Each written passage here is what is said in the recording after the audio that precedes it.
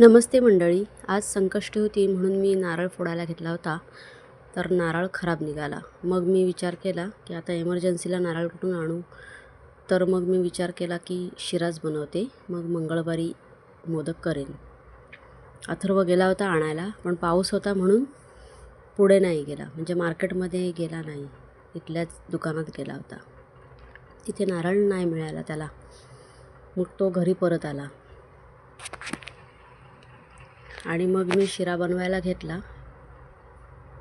आणि मग मी अळूवड्या होत्या त्या तळायला घेतल्या.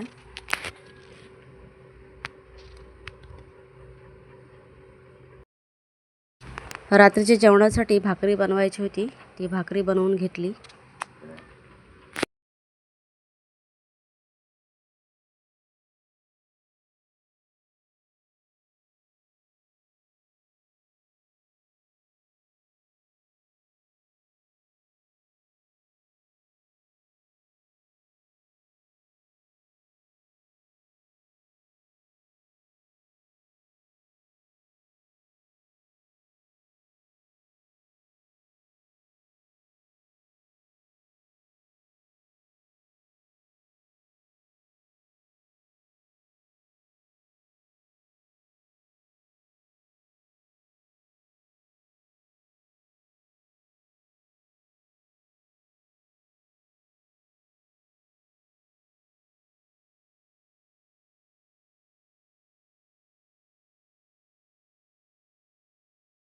मग अथर्वने नैवेद्य दाखवायला घेतला.